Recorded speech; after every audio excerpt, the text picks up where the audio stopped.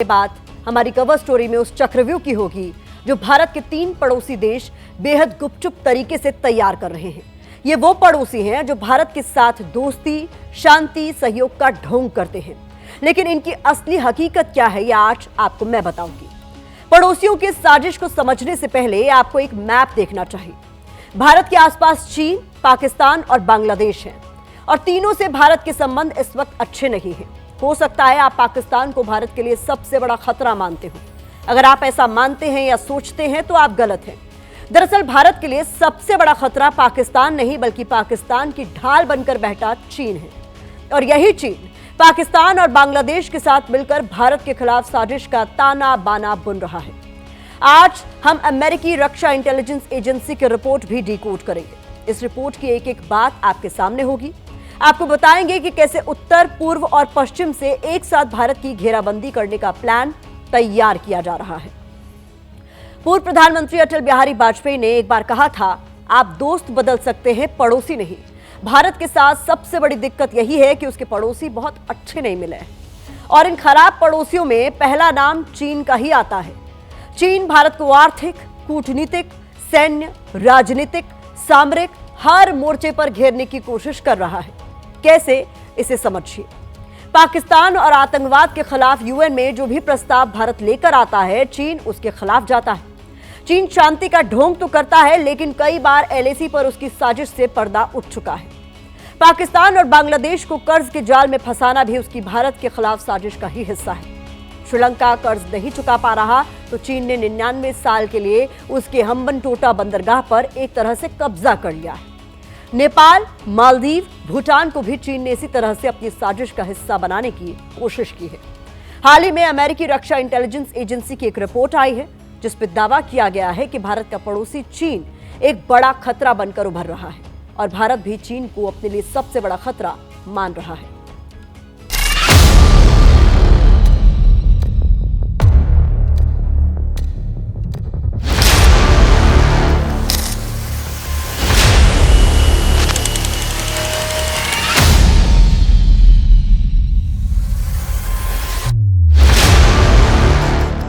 पहली तस्वीर, Xi Jinping और शहबाज शरीफ। दूसरी तस्वीर, शी जिनपिंग और मोहम्मद यूनुस। तीसरी तस्वीर, इस्लामाबाद में चीन और तालिबान के बीच बैठक। तस्वीर पुरानी है लेकिन हर तस्वीर में चीन कॉमन। ये सिर्फ मीटिंग की तस्वीरें नहीं है बल्कि उस साजिश का हिस्सा है जो चीन भारत के खिलाफ दिन रात सोते जागते बुनता रहता है। और इसका सबूत दे रही है अमेरिका की खुफिया रिपोर्ट। यूएस इंटेलिजेंस रिपोर्ट में चीन की विस्तारवादी नीति और भारत के लिए उसकी सामरिक चुनौती पर चिंता जताई गई है। अमेरिका की इस रिपोर्ट में माना गया है कि भारत चीन को अपना मुख्य प्रतिद्वंदी मानता है, जबकि पाकिस्तान को एक सीमित सुरक्षा समस्या के तौर पर देखता है जिसे नियंत्रण किया जा सकता है। दरअसल चीन की फितरत में धोखा है। वो बातचीत और शांति का ढोंग करता है, लेकिन पीठ पीछे उसने कई बार खंजर घोंपा है। रिपोर्ट बता रही है कि लाल सेना जमीन से लेकर समंदर तक हर जगह भारत के इर्द गिर्द अपनी स्थिति मजबूत कर रही है।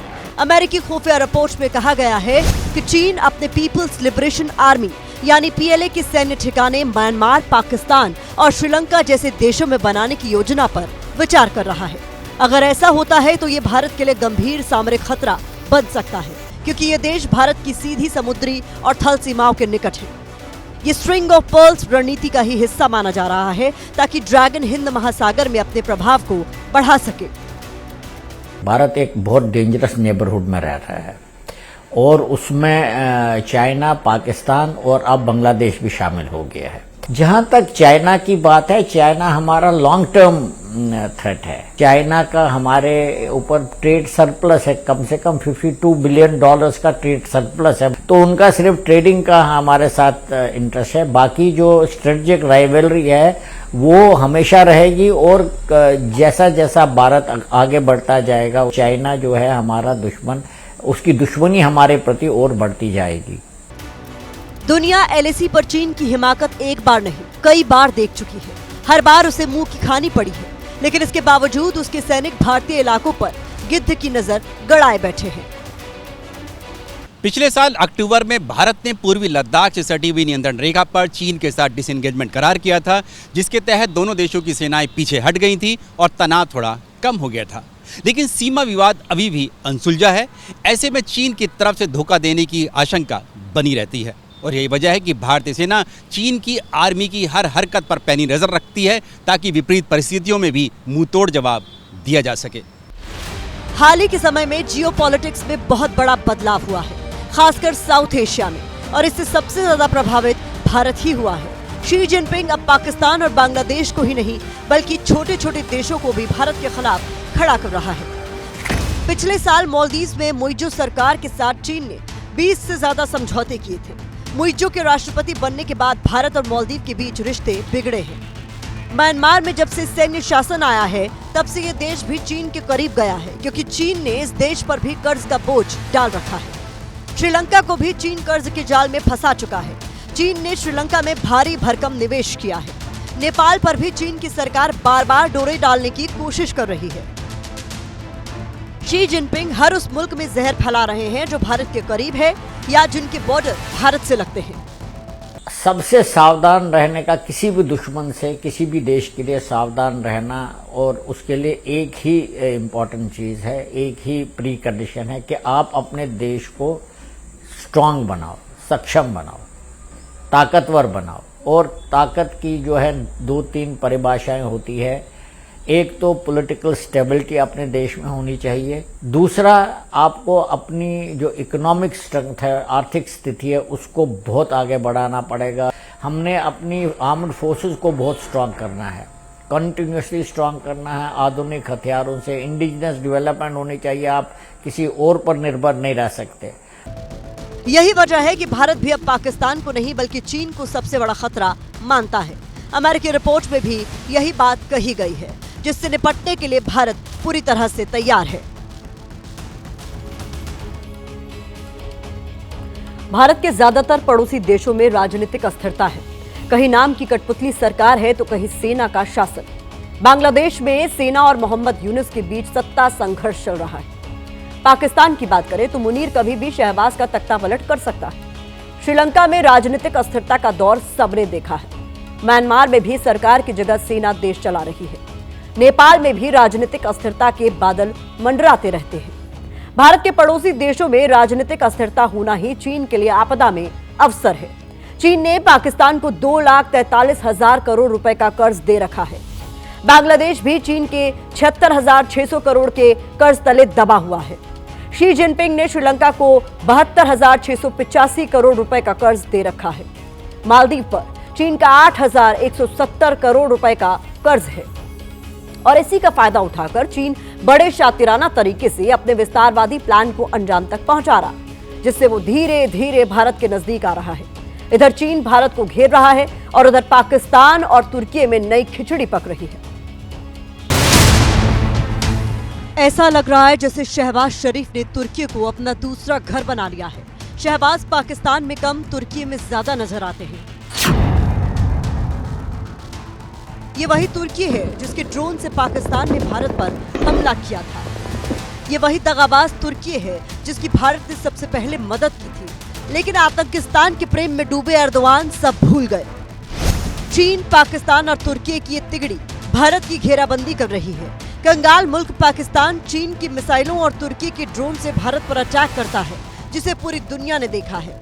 दरअसल शहबाज और एर्दोआन की बार बार हो रही मुलाकात के पीछे बड़ा खेल है। ये खेल मिडिल ईस्ट से शुरू होता है, जहां ईरान, सऊदी अरब, इजराइल और तुर्की बड़ी शक्तियां हैं। मिडिल ईस्ट में एर्दोआन का सपना खुद को शहंशाह साबित करने का है। वो खुद को मुस्लिम देशों का खलीफा बनते हुए देखना चाहते हैं। दूसरी तरफ पाकिस्तान के पास परमाणु बम पर एर्दोआन की नजर है, ताकि वो भी खुद को सर्वशक्तिमान साबित कर सके।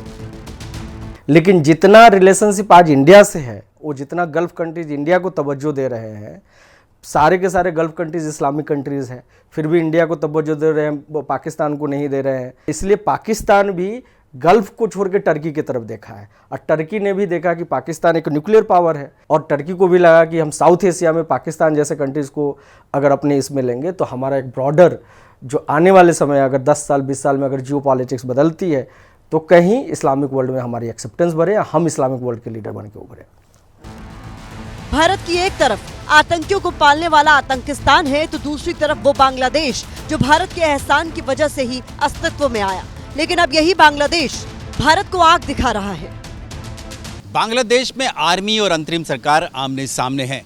बांग्लादेश के आर्मी चीफ वक्कारुज़्ज़मान ने साफ तौर से मोहम्मद यूनुस के नेतृत्व वाली अंतरिम सरकार को सख्त चेतावनी दी है कि जब तक कोई चुनी हुई सरकार नहीं बन जाती है, तब तक ना तो कोई मानवीय गलियारा बनाया जाएगा और ना ही किसी विदेशी को कोई बंदरगाह आवंटित किया जाएगा।